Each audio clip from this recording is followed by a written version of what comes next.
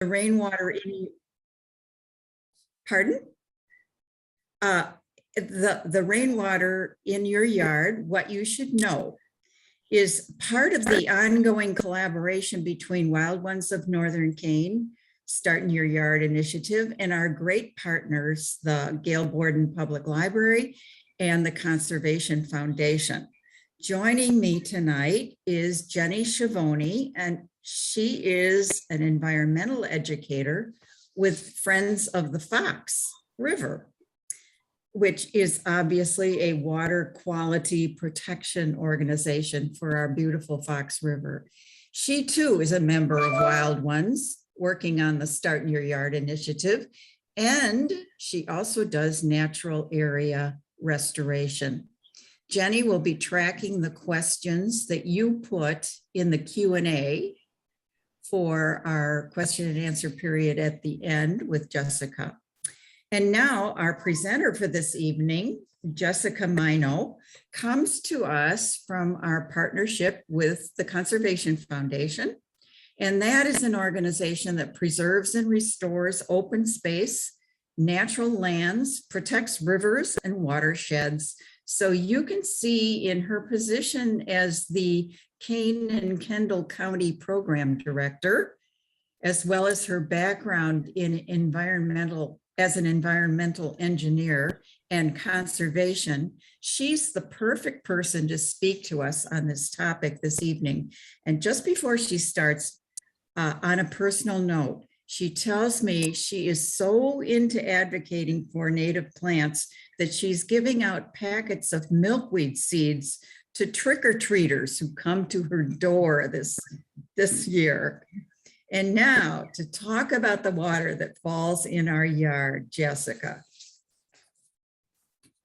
Great. Thank you so much, Jean. And thank you for having me here tonight and joining us. We're excited to talk about this. All of us here on the panel are very passionate about this topic. So we're excited to chat with you about it. Yes, I have collected milkweed seeds from my backyard. And I have ordered little craft paper envelopes to give out to trick-or-treaters some seeds instead of candy. I'm hoping to also help the waste problem. I have trouble giving out little plastic wrappers to everybody. And my husband's pretty sure we're going to get egged, but I'm pretty sure that all the kids are going to love it. So we'll see what the end result is. First year trying this out. I'm going to go ahead and share my screen now.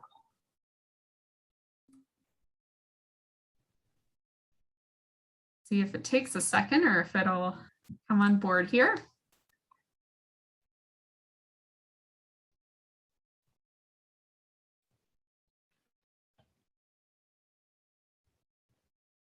From beginning. Okay, there we go. Hopefully you see the correct screen now. Thanks, that took a second.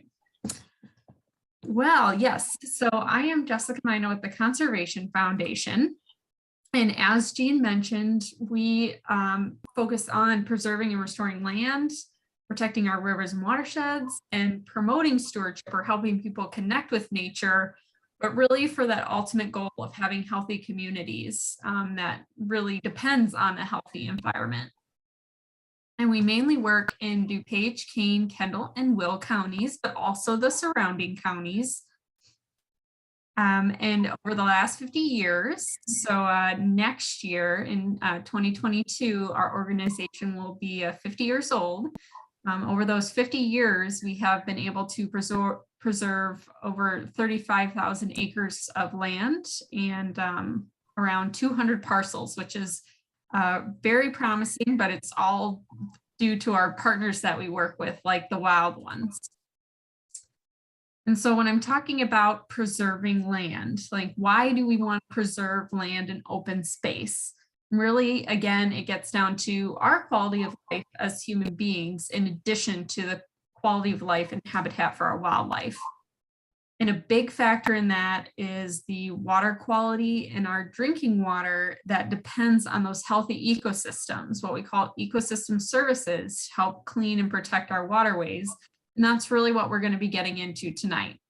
But these open spaces also help with air quality, support wildlife habitats, provide areas for people to interact with nature, which especially over this last year, I think we've really all felt the benefits from being out in nature, both mental and physical. So that's a big aspect of our work. And we just ultimately feel we have a responsibility to future generations to preserve these areas.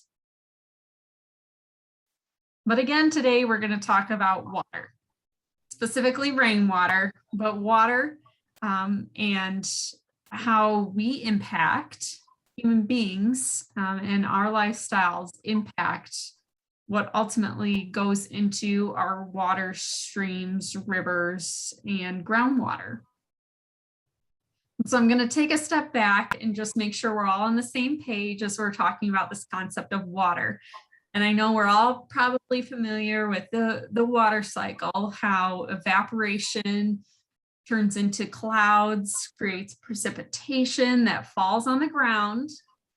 This rainwater that falls on the ground can either soak into the ground, recharging our groundwater aquifers, or flowing over land into our rivers and streams, and then ultimately ending up in lakes or the ocean, and then the cycle starts all over again. But as you look at this diagram, the thing I like to point out is that we talk about waterways or bodies of water in more of a plural format a lot of times, waterways. But really, when you look at this diagram, it really emphasizes we're really talking about one body of water here. So what we do in one area impacts the other area. They're really all connected ultimately in this water cycle. And so we really have to be conscious about what we're doing way over in one area, because it will impact another area and impacts our overall availability of clean water. And I know the text is probably too small in this diagram, but what we're pointing out here is that out of all of Earth's water, only 3% is fresh water. Okay, so that's the larger bubble. Only 3% is fresh water. And if you look next to that larger bubble, the tiny, tiny little drop of water, and that's the amount of fresh water that's actually available to us. So we've got 3% that's fresh water. And then there's a whole bunch of that fresh water that's tied up in glaciers and other places that aren't accessible to us to sustain our life, basically. And so this tiny little percent, it's really about 1.2% is actually accessible as drinking water. So that includes all the groundwater and everything. And even of that 1.2%, it's, I've got it noted here just to make sure I get these numbers right. 0.3% of that 3% is just what's in our surface bodies of water, our fresh surface bodies of water, like our lakes and streams. So out of all the water in the world, even though our planet's covered in water, we only have a little bit that's fresh and accessible to us as human beings and to support life on this earth that require fresh water. So we really have to be careful with this water we have, and that's a finite amount. We can't just create more water. So we really need to think about and be careful with the water that we're using. So how do we as people impact that water? The best way to explain this is kind of through this diagram. Again, it's a little bit to look at first, but if you see in the upper left-hand corner, we've got all natural land cover. We've got natural habitat. In the bottom right, we're talking high density development. So along the way, you increase the amount of housing, the amount of roads, the buildings, the concrete. Those are things that we call impervious surfaces, where water can't get down back into the ground where it lands, and instead creates what we call runoff or stormwater runoff during a rain event. So as you move from less natural ground cover to more high density development, you get more impervious surface, you get more runoff. With this runoff carries things that are on those impervious surfaces. Like on the right-hand side, road salt. That's a big topic of discussion as we come into the winter. how much road salt you're using and being conscious of it while still keeping people safe, but just being conscious of how much you use. And we also have a lot of other things that run off of our roads. Like, as you can see on the picture on the left, this isn't just a purposeful spill. These are things that drip out of our vehicles, especially if it hasn't rained in a while. Those things build up. You get a rainstorm, it flushes it all down into the storm sewers. That leads straight to our rivers and streams. And again, it's not just things that drip off. It could be litter. It could be the things that we actually put on our yards. As we have stronger development and we have more construction in areas, it also compacts the actual ground around us that's even just turf grass. So as we're spraying things on our lawns, as we're fertilizing our lawns, all that flushes off of our lawns during a rainstorm into the storm sewers and causes water quality issues in that precious freshwater resource that we have. Another big one is actually pet waste. So in the bottom right corner, you can see we've had a pet waste pick up here, pets poop waste campaign lately going on. We had this great little poop emoji that's helped us out with that and some photos. So I just threw one of those in for giggles here. So not only your pet waste, but also leaf litter. We'll talk about that later in the presentation, how we can kind of help with that. Of course, leaves are natural. They're a natural part of our cycle. But when we have them build up and then all flush down in the rivers and streams through our storm sewers all at once, rather than having them slowly break down in a natural environment like usual, again, they can cause a big flush of nutrients. Our natural materials breaking down release nutrients. Same thing as applying fertilizers. Those release more nutrients into our waterways and can cause big issues. So here's the overall concept for you again. As the rain falls onto our roofs, our driveways, sidewalks, roads, the rainwater flushes all those things that we apply to the land and the compact lawns.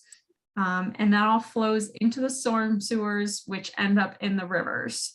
And this has a big impact, it really does, on our waterways, specifically the Fox River, which a lot of our communities use as drinking water. So we really want to be conscious of this. What we can do in our own location matters.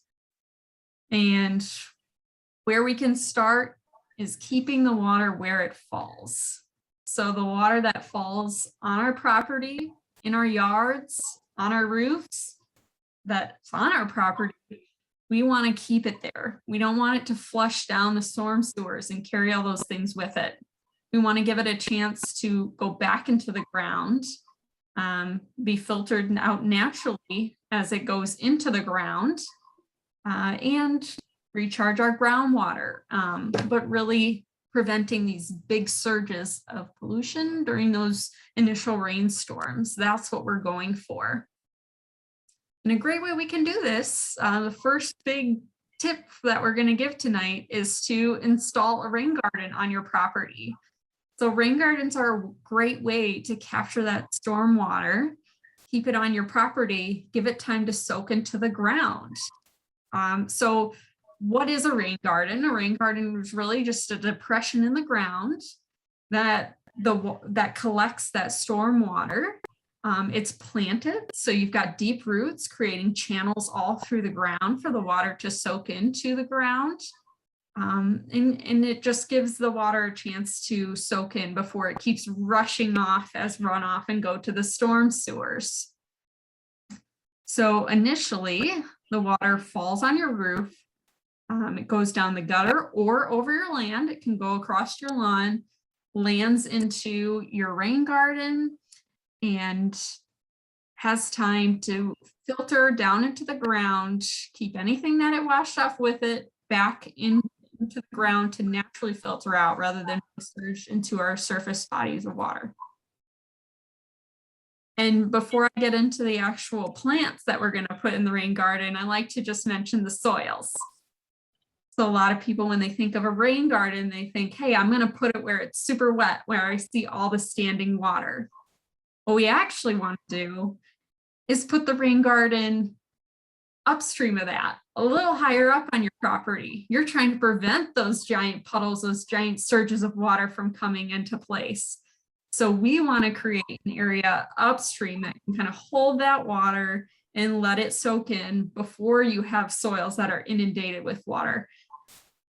Don't get me wrong, it's great to also plant those areas that hold water. That's also a great place to put in water-loving plants that can soak up the water, help it move through the earth a little bit faster.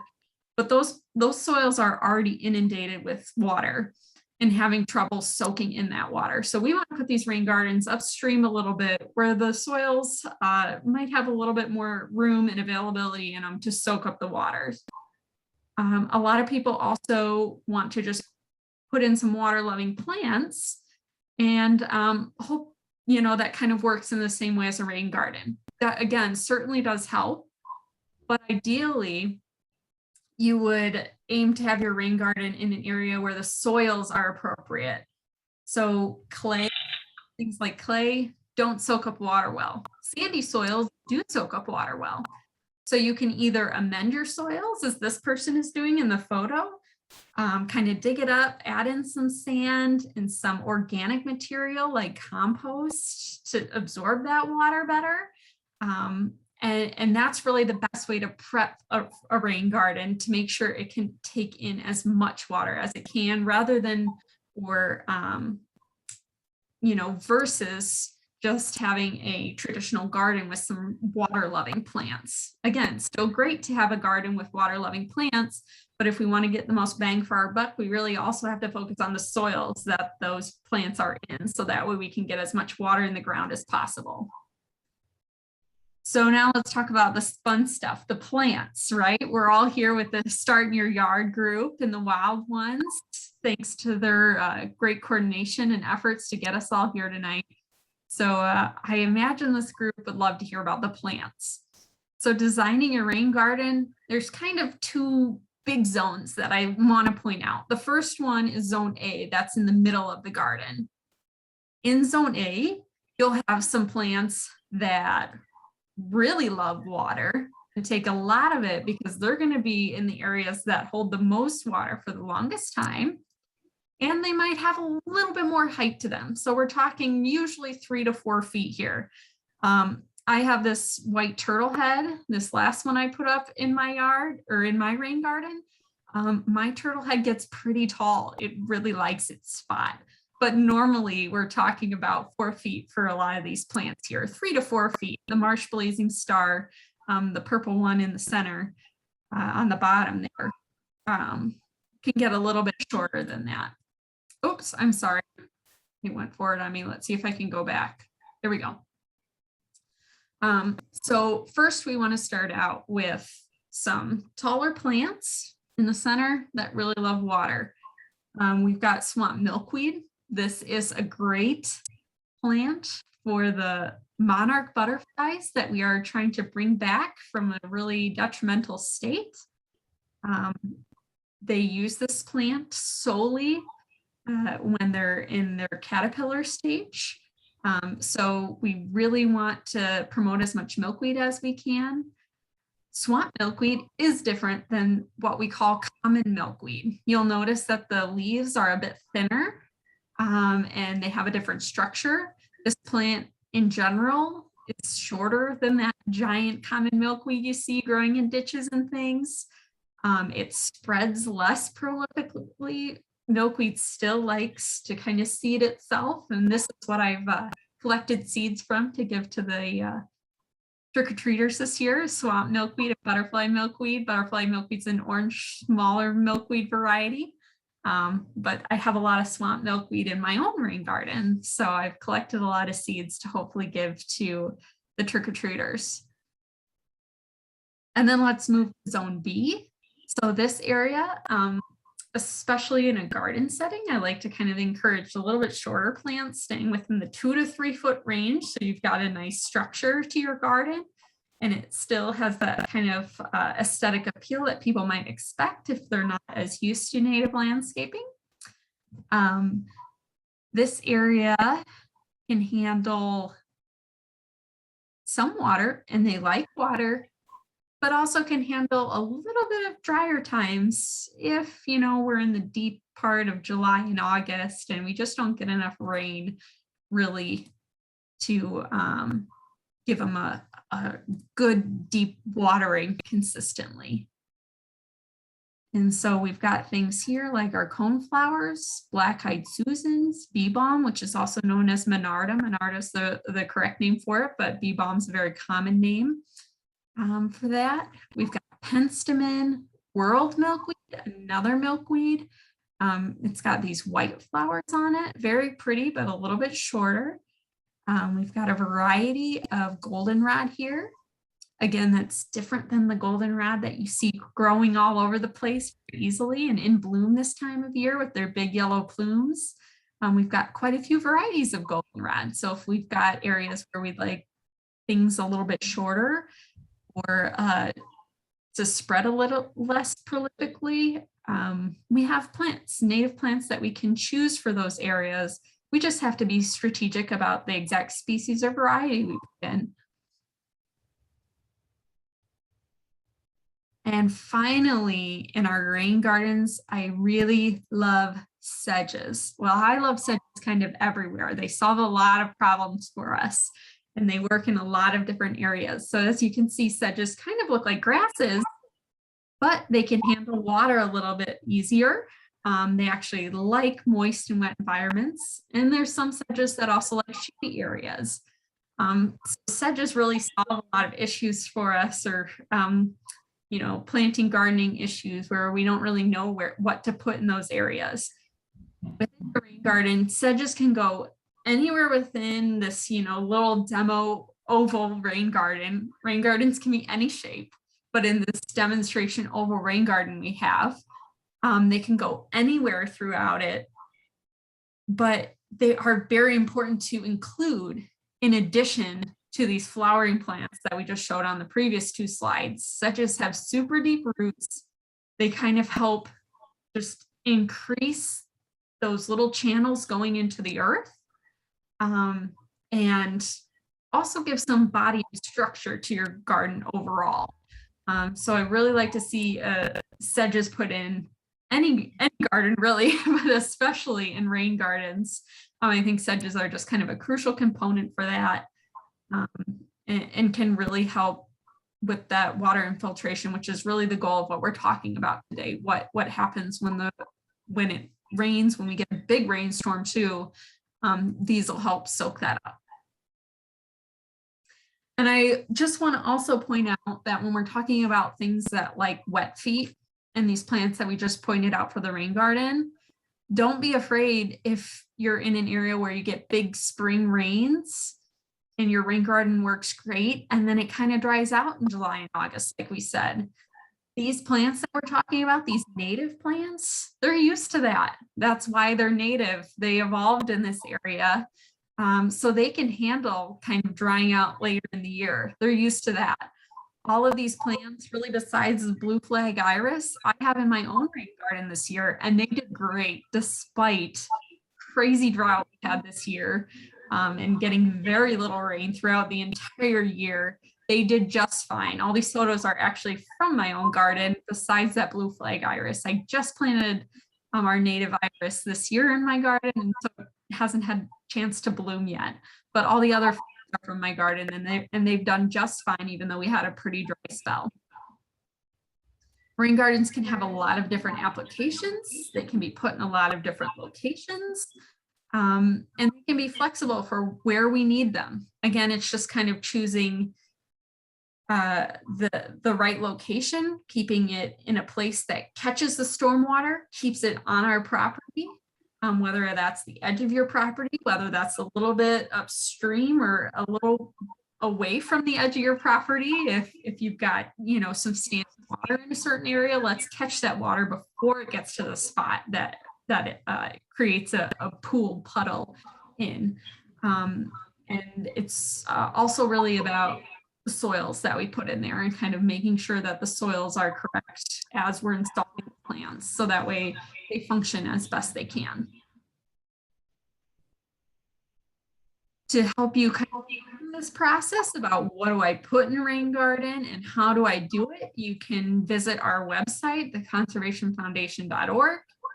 And we've got a handy dandy rain garden brochure there to kind of help guide you through this process. And we've also got a couple of other resources on constructing a rain garden. Or I used to work for Kane County, actually. And when I worked for the county, I wrote up a little article on how I built my own rain garden at home to kind of demonstrate the process in a real life setting, with hopefully a little bit less text than some of those manuals that you'll go through that really can be quite dense to read through. So hoping to make it a little easier. So if you just go to Kane County Connects and search rain garden, that should pop up. I think it's the second one now that pops up, but that should pop up for you as well. So I've been talking a lot about creating a rain garden, and here's some native plants you could put in. And I just want to touch a little bit on why native plants. Again, a lot of you might be familiar with this. Coming to this talk today from the Wild Ones, being referred from one of their programs. They are all about native plants. But just to make sure that we're covering all our bases, I want to touch on why I'm talking about native plants specifically.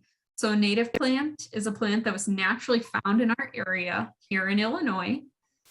It's evolved as part of the balanced ecosystem here. So again, as I was talking about, they're used to really wet springs, really dry summers, these winters. These plants can handle all that without a lot of work from us. And really important to my organization and the Wild Ones is that these plants evolved with our native wildlife. So they support that wildlife, and the wildlife really depends on them. And so as these species have been phased out with more ornamental or, these different plants that we brought from other places in the world, our native wildlife really doesn't have that resource, food sources, habitat that it needs, and a lot of other things that we don't even know about yet. Our native wildlife really just depends on a lot of these native plants. The best example is the monarch butterfly with the milkweed. That's one of the most iconic examples, but there are hundreds of other insects, birds, critters, creatures that depend on our native plants. Native plants are really the base of our entire ecosystem here. We've got native plants that support insects, that support birds, that support birds of prey. And this is, again, just one example in the overall ecosystem. Another great attribute of native plants is their deep roots. On the left, we've got our non-native ornamental species. On the right, we've got some of our native species. And you can see the difference here, the very clear difference in how deep the roots of our native plants go versus some of our ornamental plants. Again, that was an adaptation to our area, that these native plants evolved to have these deep roots for many different reasons. But when you're looking at this graph, I also want to point out that this figure is in meters, not feet. So we are talking, a couple feet for these ornamental plants, and 6, 8, even 10 feet on some of our native plants. That is extremely deep. And when we're talking about rainwater and getting our water back into the ground where it lands, each one of those super deep roots are a channel going into the ground, connecting to our groundwater, giving the water a chance to get into the ground and filtered rather than rushing over ground into our bodies of water. So native plants have a lot of attributes, and that's why I'm focusing on native plants as we're going through this talk about rain gardens. And ultimately, we're really striving for a more functional landscape for us as human beings. versus some of our more traditional landscaping that's considered traditional today, versus is it really traditional? But we're striving for these functional landscapes. You can see on the right, we're probably in the middle of July or August versus, just based on the color and the brown tone of the grass on the left. On the right, full of color, very green, lush, and handle our environments here, just really thriving. And that area on the right, I guarantee you also soaks in the rainwater a lot better when we get a big rainstorm than the landscaping on the left. Here's another example of native plants versus our traditional turf grass that we plant everywhere. If you have a pond in your backyard or you back up to a detention basin in your neighborhood, native plants can be a great solution there when it rains, rather than having all of the fertilizer rush off into the pond that creates algae, that causes erosion and some unsightly things there. Native plants can really help your pond detention basin thrive and be a beautiful habitat for wildlife, but for people as well. And I also like to just point out that this little bit taller native vegetation, we're just talking, a couple feet high. We're not talking the crazy big blue stem or anything like that in our big tall grass prairies. Just a couple feet high around your pond, and naturalizing those ponds can also help deter geese. Geese don't like that. They like to have an open line of sight. They're afraid predators are hiding in there.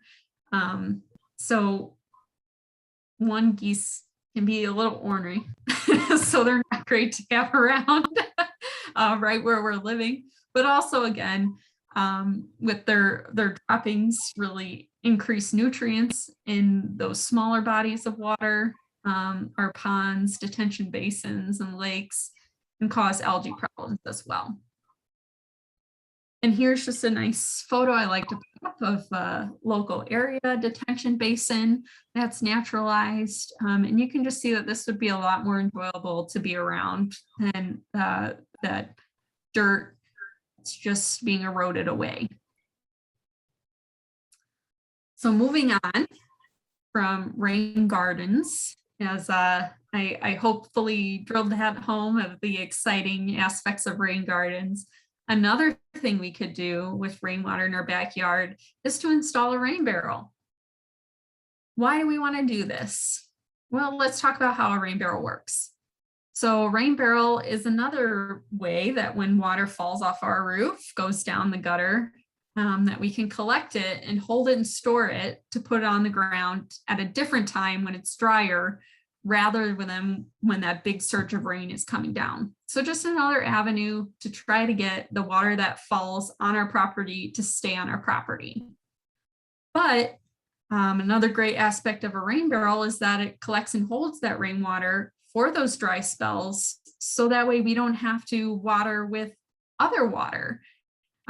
We don't have to pull up more water from our groundwater wells. We don't have to pump and treat and pipe out this water from miles away just to apply it to the land. And the plants really like having rainwater as well versus water that comes out of our tap. Water that comes out of our tap is usually chlorinated, which is good for us. It keeps us healthy, keeps things from getting in our water, but the plants really prefer the rainwater that's not chlorinated. So it's better for your plants, helps you conserve water overall, and then keeps that rainwater on your property again, rather than having it run off all at once. Rain barrels don't just have to sit there. They can be a great thing for a family activity, a family project, a community activity. I have seen beautiful artwork on rain barrels. It also doesn't have to be as intricate as this. If you have a 3-year-old and a 5-year-old, let them at it. It's a fun project for everybody, and can really help get the whole family involved in conserving water. And actually, before I move on, I should mention that the Conservation Foundation does sell rain barrels year-round, but this past spring, and hopefully this next spring, we will have a rain barrel sale again with the Wild Ones of Northern Kane County, as we did this last year. And those will be easily accessible in your local community. Then we have local community pickups where you can pick them up. But spring's the best time to talk about that. But I just want to throw out there that the Wild Ones have been a great partner in our rain barrel sales as well.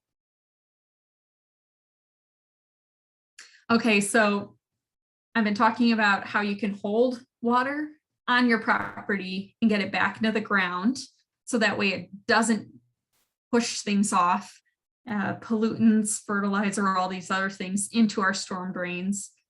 But in addition to thinking about how we can hold that water on our properties, it's also pretty important to think about what we're putting on our properties in the first place. So a big thing when I was talking about nutrients, AKA fertilizer that we put on our lawns, and how that can cause some algae problems downstream. The big factor in that is really phosphorus. Nitrogen also plays a factor, but phosphorus is really the limiting nutrient in waterways usually, and which causes algae in waterways. And it's something that we don't really need on land, especially where we live, the types of soils that we have here. You don't need to be applying phosphorus to your yards in any regard. So if you do ever fertilize your lawns, we just encourage you to look for that middle number to be 0, to buy a fertilizer that does not have phosphorus in it. Jessica, Yes. there was a question could you go back to the rain barrel illustration, the one Sure. that shows it feeding into, yeah, I think that's the one they were wanting to see again. Sure. Is there a question that goes with it, Jean, or did they just want to see it again? I didn't see a question with it. Okay. Yeah, no problem. This is a great figure that our graphic artists on our staff drew up for us, and really helps demonstrate just the way these rain barrels work, how the water flows, and how you can capture the water with a rain barrel. All right, hopefully we gave you another second to view it there. She did say thank you. Oh, you're welcome. No problem. Thank you. Yes, I don't see the comments right now at all in the presenter screen. So thank you in the screen share mode. So I'll jump back to what we put on our property.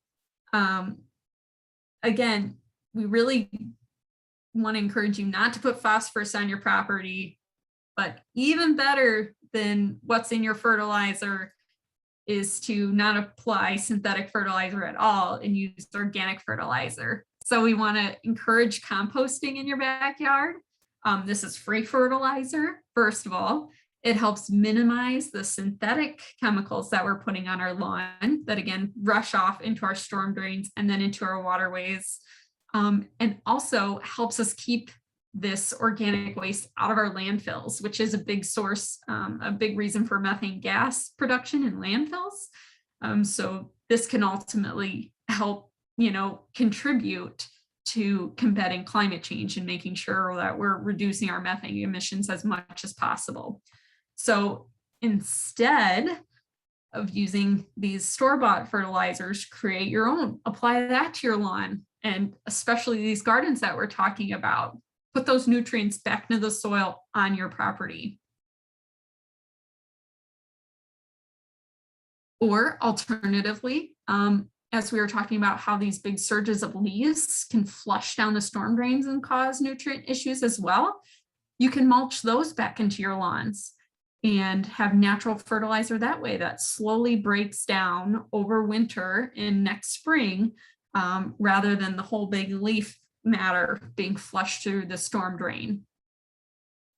But from my personal perspective, and I don't want to speak for the Wild Ones, but I think the Wild Ones might agree, the very best option is to turn that lawn into naturalized habitat, into garden area, So you don't have to fertilize it at all.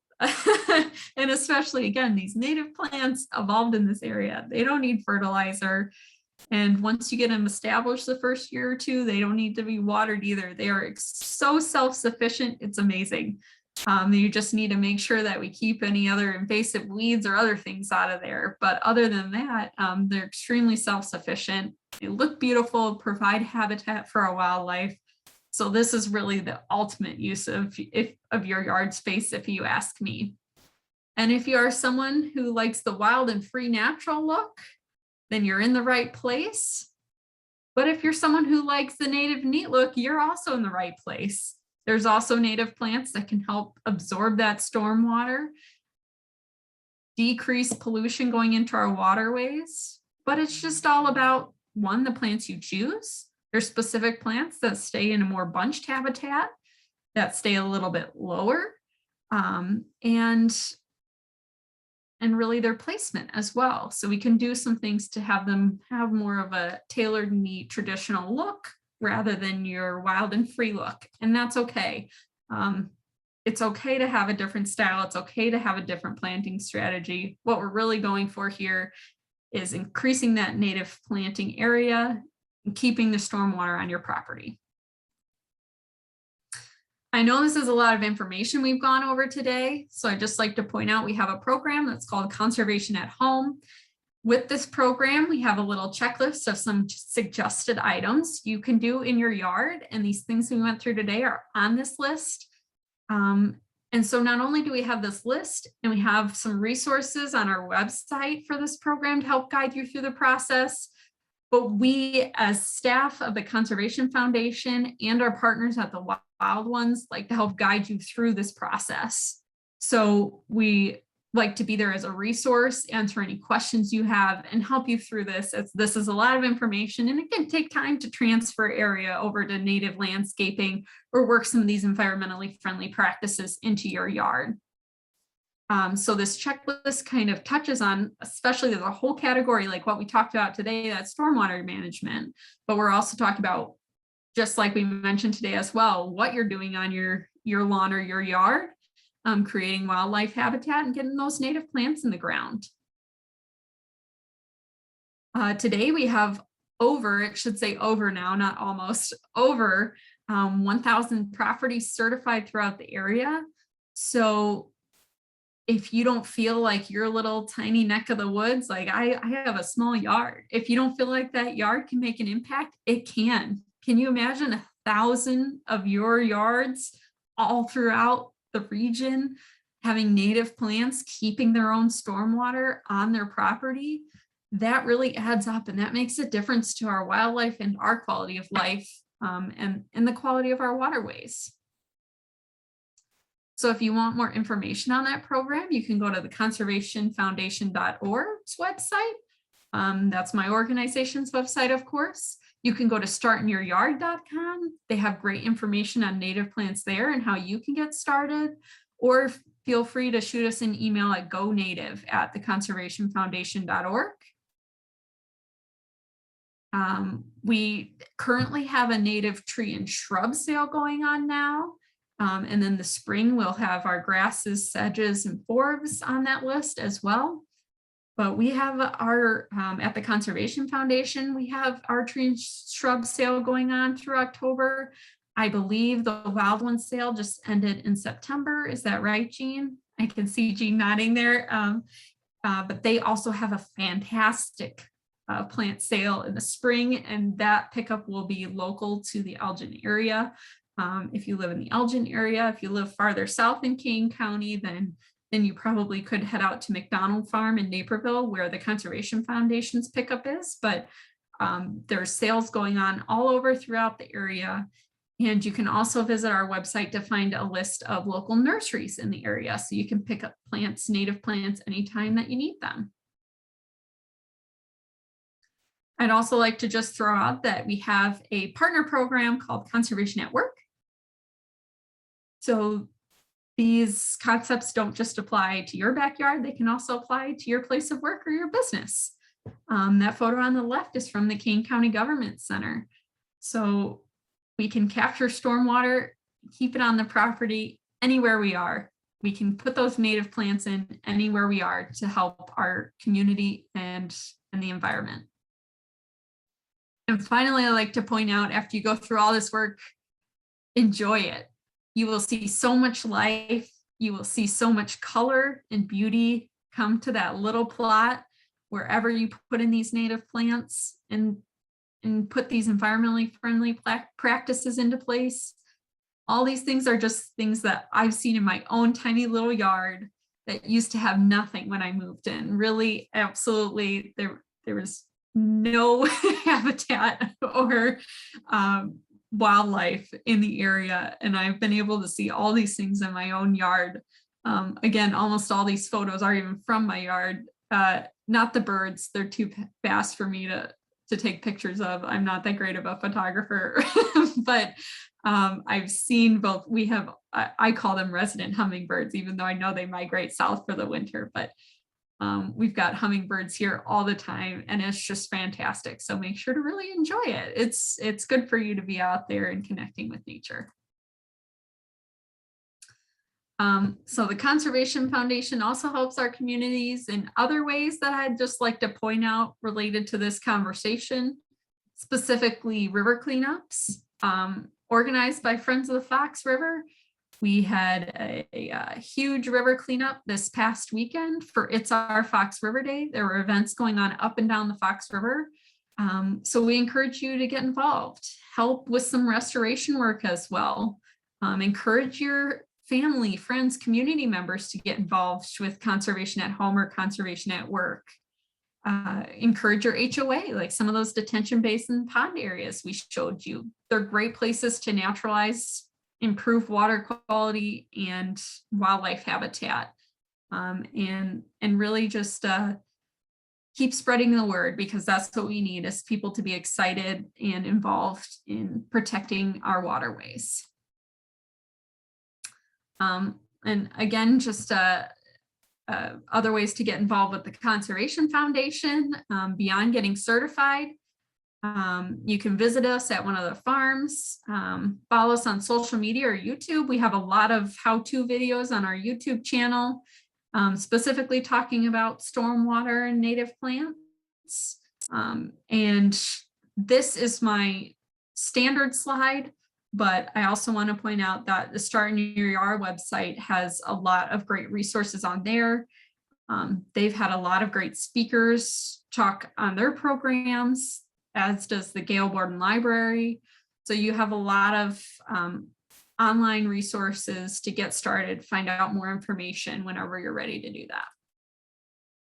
And there's our Conservation online program. So just please let me know if you have any questions. We'll open it up for questions now to hopefully answer any questions that came up through the chat or the Q&A section today, and answer those on the spot for you. But you can reach out to me anytime, or as I keep pointing out, the wild ones, they're right in your area, and they're just a tremendously great resource, very knowledgeable people about native plants and how to create an environmentally friendly backyard.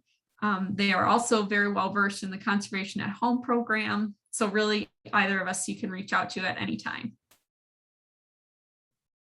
Any questions? I'll open it up to Jenny or Jean if you can. Sure. See any of the questions that we should answer. Yeah, so I've been keeping track of them. There are a few. One of them has been resolved already. There was a question about where native plants can be obtained. So Jessica did provide a link on the Conservation Foundation website. The Start in Your Yard website also can provide a list of nurseries. And as Jessica mentioned, in both spring and fall, several conservation-oriented groups do host plant sales.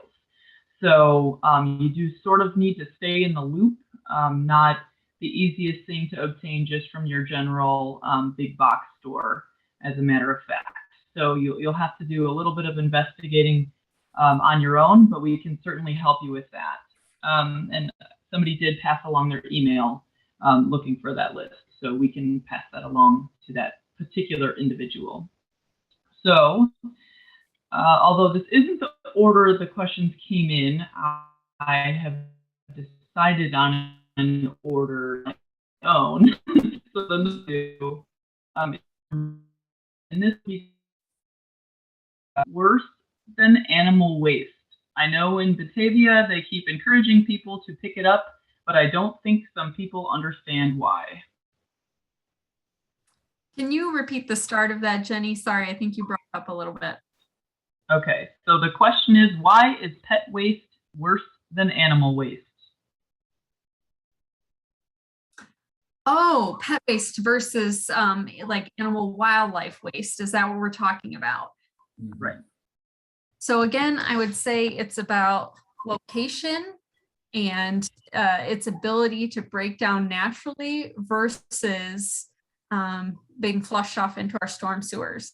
So usually our animals do their business on lawns, which are quite compact these days, and have storm sewers nearby. So they don't have time to break down. We also give our animals, some treatments, antibiotics and things to keep them healthy. But again, that flushes some non-natural things into our sewers. And then even when we're talking about our natural areas, our forest preserves, prairie restoration areas, we really don't want pet waste getting into those areas and kind of throwing off the natural cycle.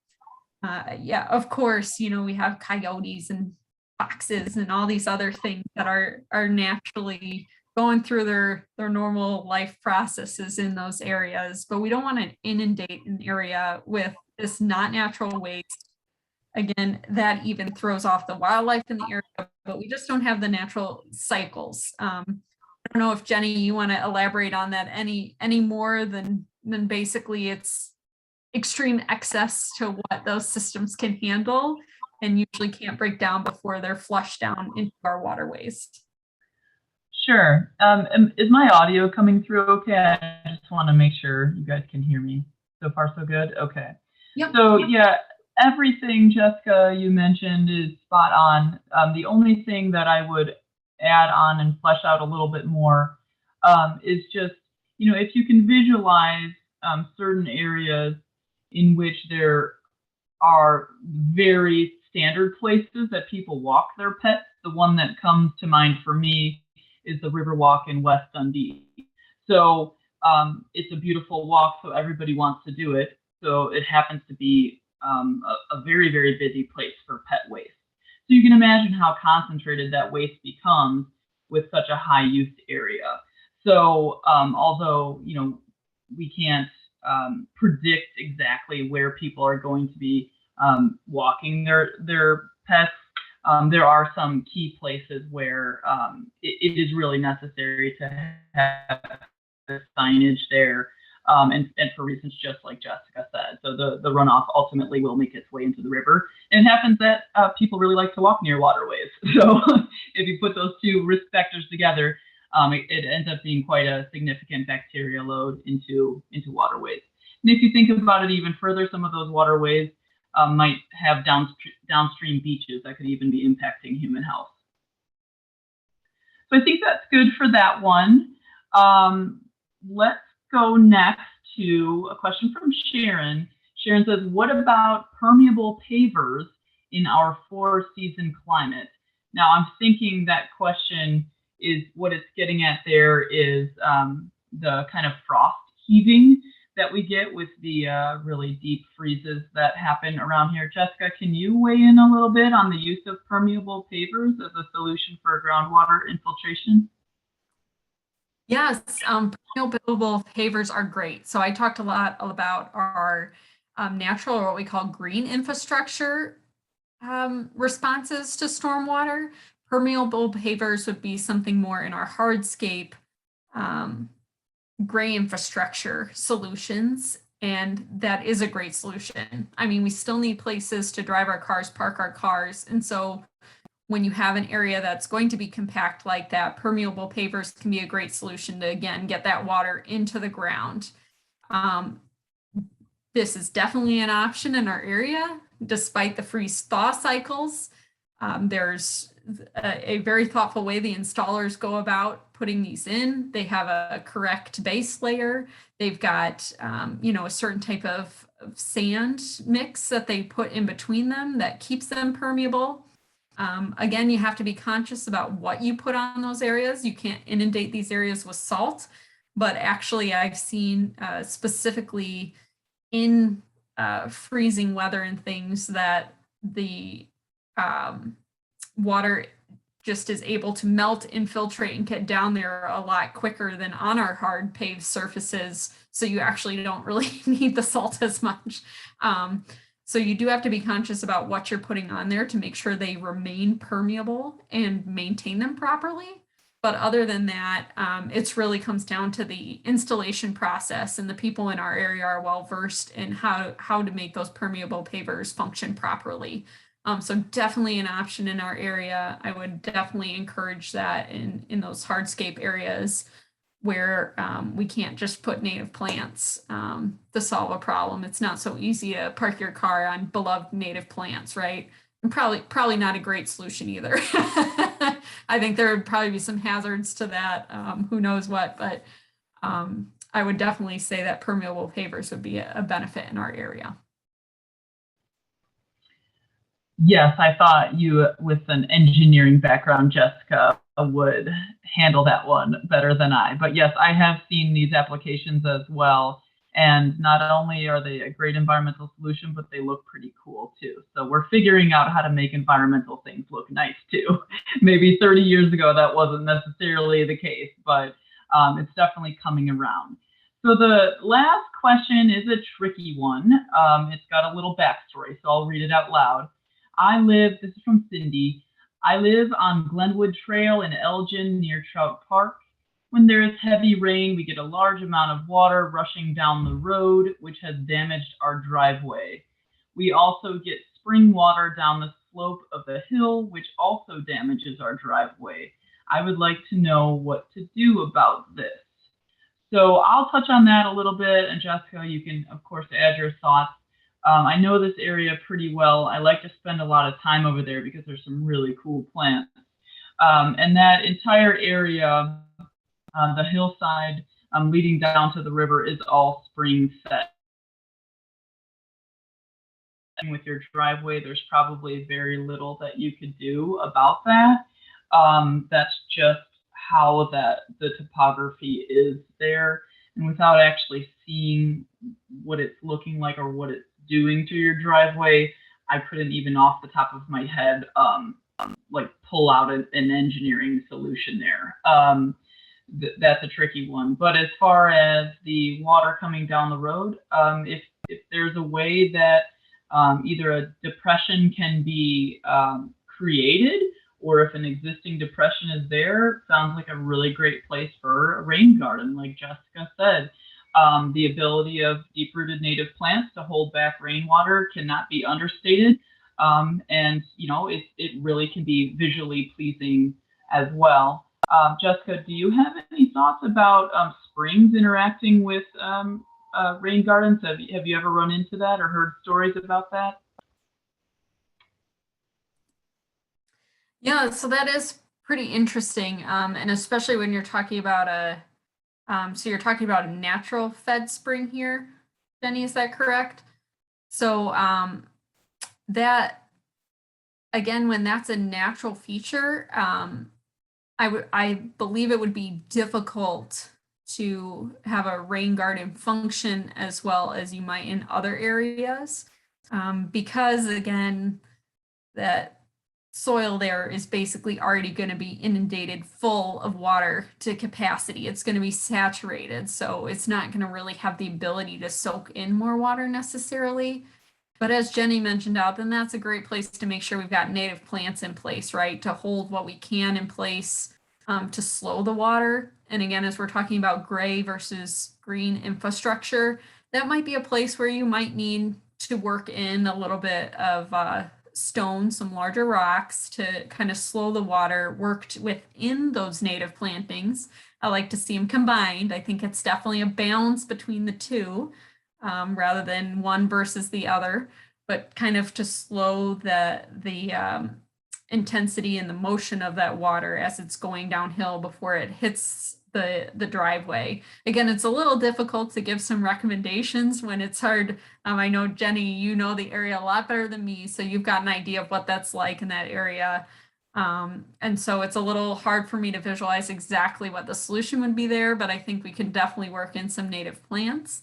And again, feel free to either contact the wild ones or myself. You can send us a photo, or we can even do site visits. The Conservation at Home program includes site visits to give recommendations on what you could be doing and how you can work some of these practices into your yard.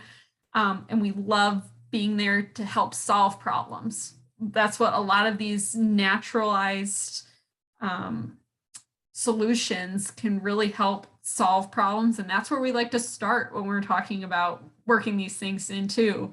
Where can you not get long grass to grow? Where are you having water issues? Where are you having infrastructure trouble? You know, such as infrastructure, meaning like your driveway or your sidewalks. That's what I mean by that word.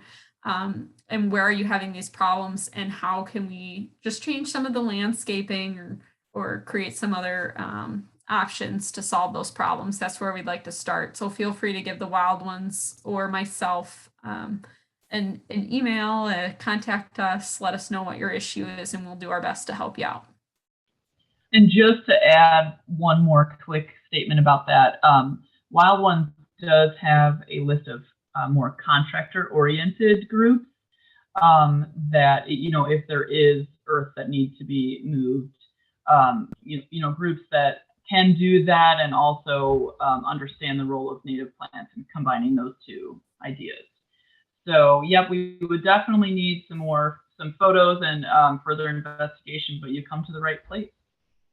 So as far as the questions go, I don't see any more on the list.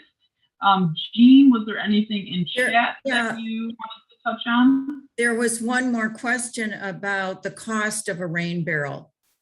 And I don't remember what we sold them for at the plant sale. What was that? That's a great question. Depending on the year and in the type, we have some that are 55 gallons, some that are 60. So it's somewhere between 55 and 60 usually. That's about half of what you're going to get at your big box store. So if you through the Wild Ones or the Conservation Foundation, you're going to get a lot better deal on the rain barrels. But the thing that I really like to point about the rain barrels that we sell through both of those sales is that they are from a company that's called Upcycle. It is a local Illinois company, but they are food grade barrels that were used to ship food like pickled products overseas. And then they were repurposed into rain barrels. So we aren't creating a new product here. We're reusing something, keeping barrels out of the landfill. Really important in that whole looking at the entire circle and impact, our environmental impact on the earth. So yes, feel free to visit our website. The actual price is on there too. But it's somewhere between 55 and 60, depending on the size you want. Yeah.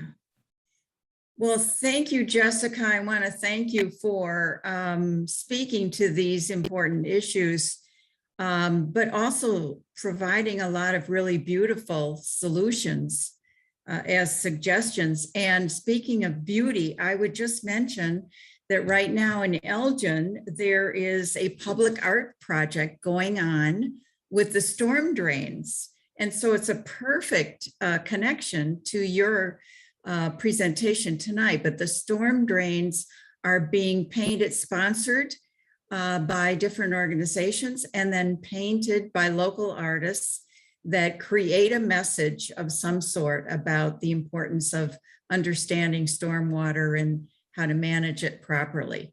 So it's just perfect timing to say that. We've all talked about our websites. I was going to mention each of our websites. The only one that we haven't mentioned is Friends of the Fox. Do they have a website, Jenny, that we might want to put forth? Yes, ours is pretty simple. It's sotfr.org. So that stands for Friends of the Fox River, one letter for each of those words. Lots of different resources, even a little bit beyond the scope of stormwater management in your yard, water quality resources generally. We have quite a lot of content there, and also opportunities in other realms as well. As Jean mentioned very early, I'm an educator with them, and we work with school age groups from college to preschool and everything in between. So our mantra is, start kids young, incorporate this discussion of the value of native plants into all of our programs as well. And stormwater is one of the biggest threats to water quality in our Fox River watershed here. So this is very, very relevant, and we appreciate being represented here today. Thank you, Jenny, and thank you, Jessica, and thank you all for coming. If you want to know a little bit more and get involved in the Start in Your Yard program, you can go to startinyouryard.com and register your interest there. It doesn't commit you to anything. It'll just put you in the loop of information, etc. So you can see why we all collaborate with each other. It all makes so much sense. Thank you all for coming. Thank you for having me tonight. This is great. I really enjoy working with both of you all the time, of course. So Great. thank you.